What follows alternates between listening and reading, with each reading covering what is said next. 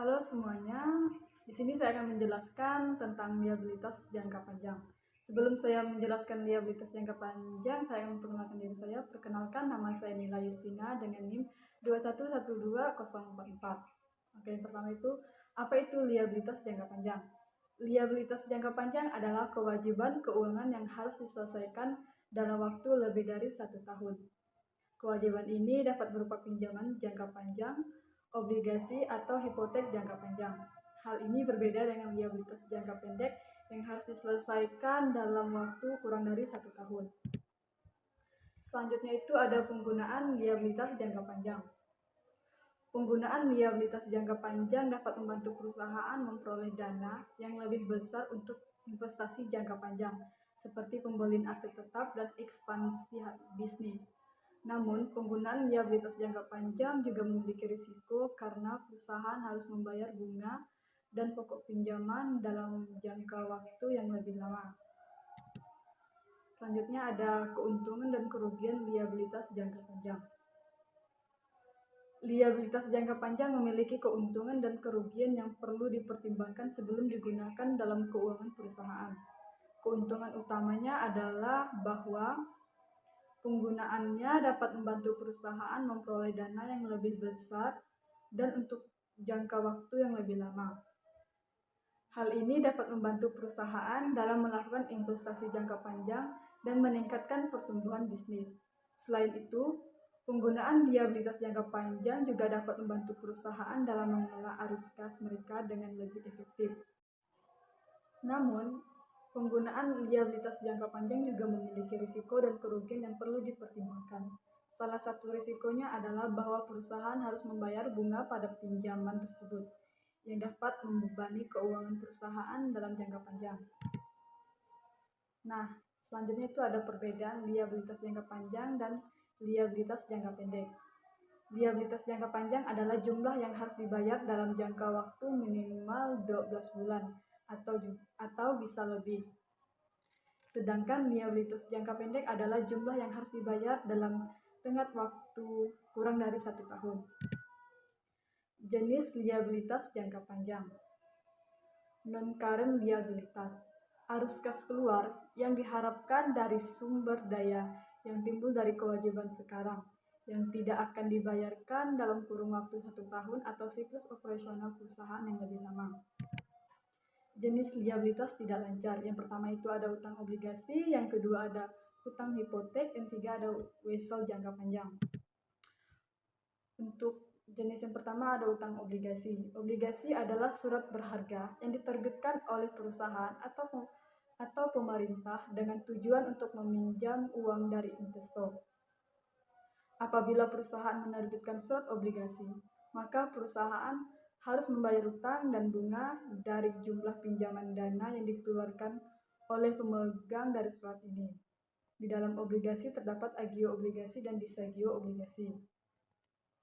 Agio obligasi adalah selisih antara harga dengan nilai nominalnya seperti 111%, 112%, 113%, dan sebagainya. Sedangkan disagio obligasi adalah selisih harga pembelian obligasi lebih rendah dari nominalnya seperti 91%, 92%, 93%, dan sebagainya. Nah, untuk contoh yang pertama, pada tanggal 1 Juli 2021, PT Primajaya menerbitkan 50 lembar obligasi. Bunganya 13% dengan nominal 2 juta per lembar. Dengan jangka waktu 4 tahun. Bunga dibayar tiap semester yaitu 1 Juni dan 1 September. Obligasi tersebut dijual dengan kurs 103%. Biaya yang dikeluarkan oleh broker pajak dan administrasi sebesar 2 juta. Susunlah jurnal yang diperlukan. Oke, untuk penyelesaiannya, jurnal pencatatan penerbitan obligasi. Kas di debit 100 juta dan utang obligasi di kredit 100 juta. 100 juta didapat dari 50 lembar obligasi dikali dengan 2 juta per lembar. Untuk menghitung jurnal penjualan obligasi, yaitu harga kurs obligasi 103% dikali dengan 50 lembar obligasi dikali dengan 2 juta harga per lembar, yaitu 103 juta. dikurangi dengan biaya yang dikeluarkan, biaya broker pajak, dan administrasi sebesar 2 juta. Penjualan bersihnya 101 juta. Penjualan bersih dikurangi dengan harga penerbitan obligasi 100 juta. 1 juta terdapat dari agio obligasi karena pada saat penjualan kurs, harga kursnya di atas 100%, yaitu 103%. Selanjutnya menghitung bunga berjalan 1 Juni 2021 sampai dengan 1 Juli 2021.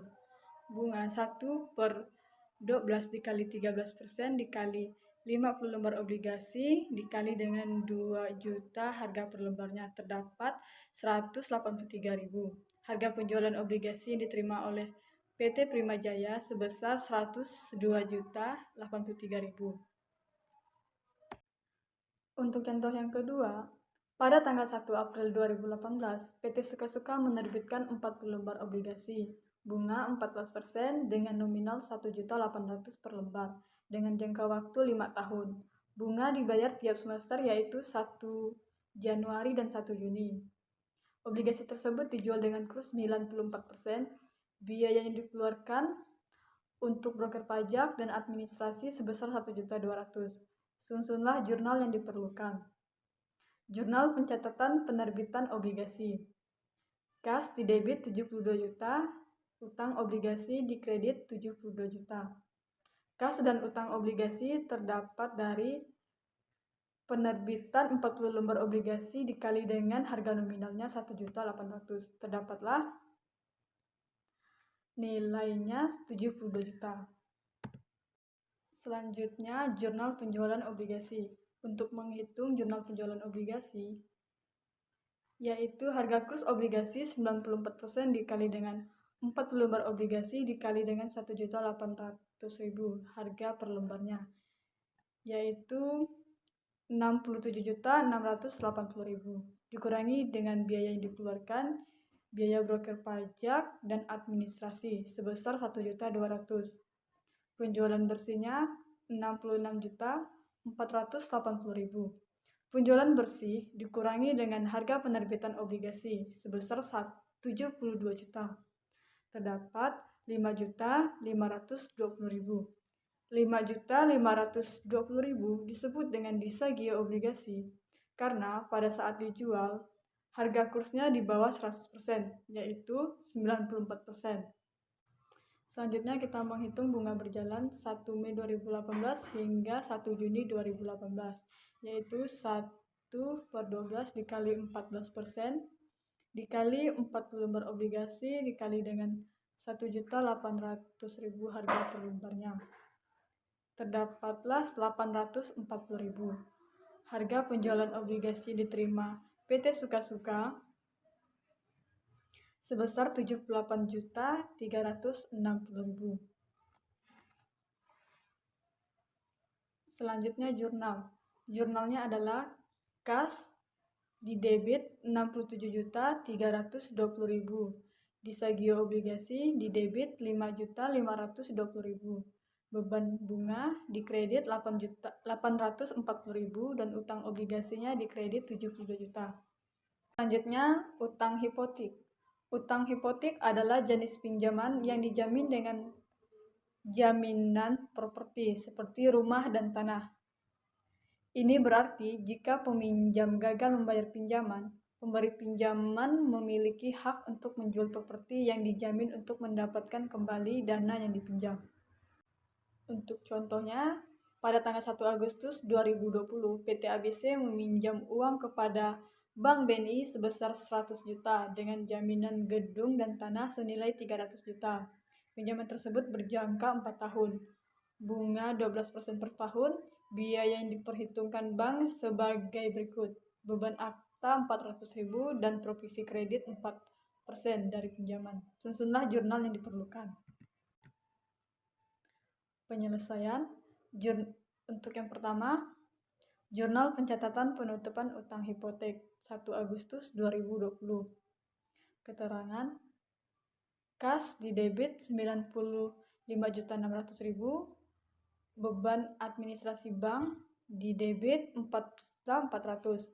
dan hutang hipotek dikredit 100 juta. Beban administrasi bank terdapat dari biaya akta ditambah dengan biaya provisi. 400.000 ditambah 4% dikali dengan 100 juta. Dapatlah 4.400.000. Dan untuk utang hipoteknya terdapat dari biaya yang dipinjamkan kepada Bank BNI sebesar 100 juta. Selanjutnya ada jurnal pencatatan akhir periode 31 Desember 2020. Jurnalnya beban bunga didebit 5 juta dan utang bunga dikredit 5 juta. Selanjutnya ada jurnal pencatatan saat pembayaran asuransi pertama 1 Agustus 2020. Keterangan. Utang asuransi hipotek didebit 25 juta, beban bunga didebit 12 juta, dan kas dikredit 37 juta. Utang asuransi hipotek terdapat dari 100 juta dibagi dengan 5 tahun. Terdapatlah 25 juta. Sedangkan beban bunga dapatnya dari beban bunga hipotek 1 Agustus 2020 hingga 1 Agustus 2021. 12 per 12 dikali dengan 12% dikali dengan 100 juta. Terdapatlah 12 juta. Dan kas dapatnya dari utang asuransi hipotek ditambah dengan beban bunga, yaitu sebesar 37 juta. Selanjutnya itu ada wesel jangka panjang. Wesel jangka panjang adalah wesel atau promise yang diterbitkan dengan tempo lebih dari 1 tahun. Contohnya, pada tanggal 1 Januari 2018, PT Kusuma menerbitkan wesel dengan nilai nominal 10 juta dan jangka waktu 5 tahun. Nilai sekarang wesel dari arus kas masa depan adalah 8 juta. Bunga wesel yang dibayar setiap tanggal 1 Januari dengan suku bunga yang efektif sebesar 12%. Susunlah jurnal yang diperlukan. Jurnal penerbitan wesel 1 Januari 2018. Keterangan. Kas didebit sebesar 8 juta. Diskonto atas wesel didebit sebesar 2 juta, utang wesel dikredit sebesar 10 juta. Nilai diskonto terdapat dari nilai nominal wesel dikurangi dengan nilai tunai wesel, yaitu 10 juta dikurang dengan 8 juta, terdapatlah 2 juta. Selanjutnya ada jurnal amortisasi diskonto. Keterangan, beban bunga 400.000 didebit, diskonto atas utang wesel dikredit sebesar 400.000. Untuk menghitung jurnal amortisasi diskonto, yaitu amortisasi diskonto sama dengan nilai diskonto dibagi dengan umur wesel, yaitu dengan nilai 2 juta dikurang dengan 5 tahun sama dengan 400.000. Selanjutnya itu ada jurnal penyesuaian. Beban bunga didebit sebesar 960.000 dan utang bunga dikredit sebesar 960.000. Beban bunga didapat dari persentase bunga dikali dengan nilai tunai wesel dikali periode bunga. 12% dikali 8 juta dikali 12 per 12.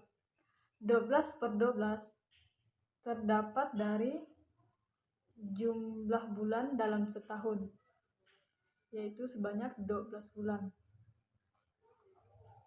Maka dapatlah hasilnya 960.000.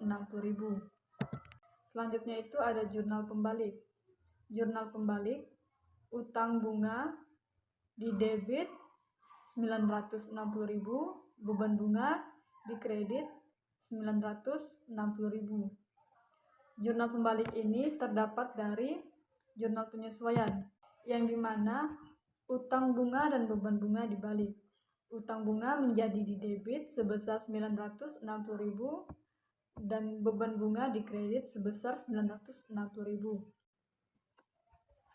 Jurnal pembayaran bunga, beban bunga didebit sebesar 960.000 dan kas yang dikeluarkan dari jumlah pembayaran sebesar 960.000, makanya ditulis di kredit.